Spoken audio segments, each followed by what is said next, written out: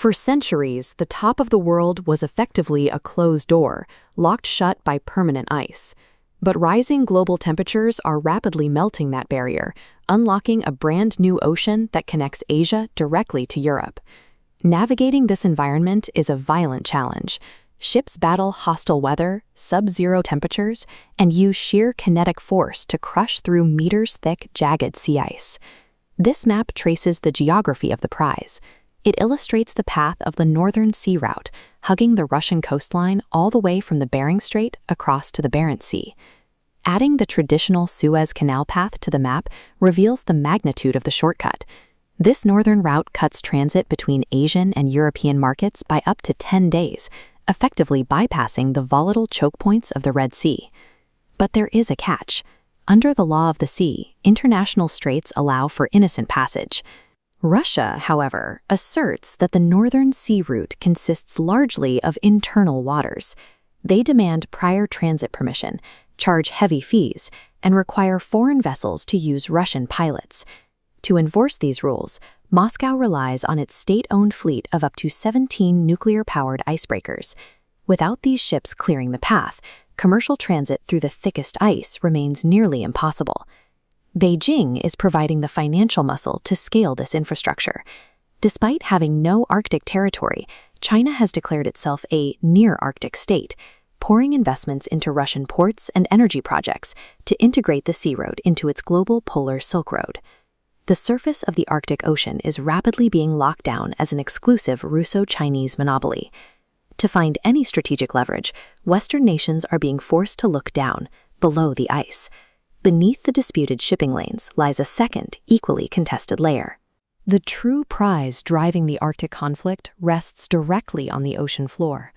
Arctic nations are currently racing to file legal claims over the extended continental shelf. Geologists estimate that these dark, freezing depths hold 22% of the world's undiscovered oil and natural gas. But fossil fuels are only part of the equation. Recent deep-sea surveys have revealed unique, high-value rare earth elements forming on the Arctic seabed. One of these is scandium, a mineral crucial for manufacturing solid oxide fuel cells and advanced missile systems. The West needs these exact mineral deposits to break its dependency on Chinese supply chains. This geographical reality has turned the autonomous Danish territory of Greenland into an immediate geopolitical flashpoint. Greenland sits on two globally significant rare earth deposits, Kvanefjeldet and Tanbreez, containing millions of tons of heavy rare earths. Extracting them, however, is a struggle, requiring operators to navigate extreme weather, lack of infrastructure, and fierce local debates over environmental safety. Securing Greenland's resources is considered such a vital national security priority that in 2019, the United States government actually explored the idea of outright purchasing the entire territory. But operating in the subsurface comes with a glaring weakness. The world's long-range communications and financial data rely on undefended fiber optic cables resting on the seabed. In January 2022, a critical undersea cable connecting the Norwegian archipelago of Svalbard to the mainland was suddenly severed.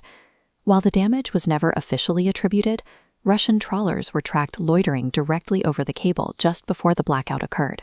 The subsurface holds the rare earths and energy the West needs to secure its independence, but its infrastructure is completely exposed to gray zone sabotage.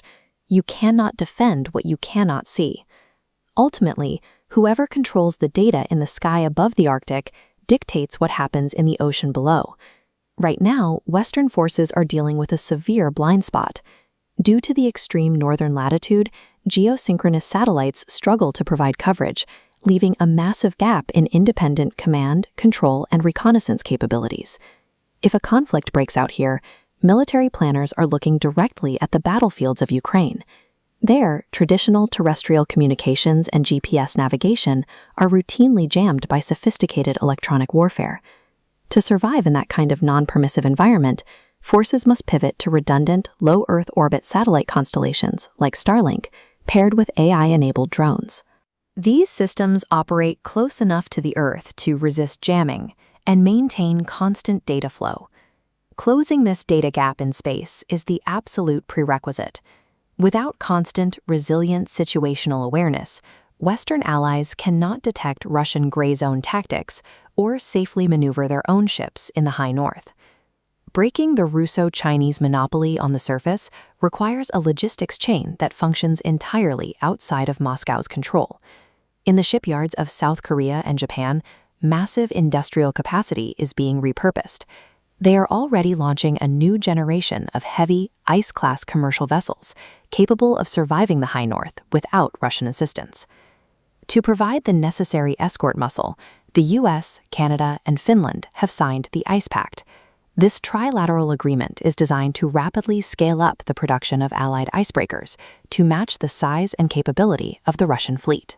This coordination allows for a complete bypass of the Kremlin's tollword. By pairing Asian commercial hulls with Western icebreakers and Nordic logistics, allies can guarantee freedom of navigation without ever requesting Russian pilots or permission. This North Pacific-Nordic alignment transforms the Arctic into a high-stakes proving ground. With shipping routes opening and minerals accessible on the seabed, the West is forced to choose: build the infrastructure to secure these resources or ceding control of the region to its rivals.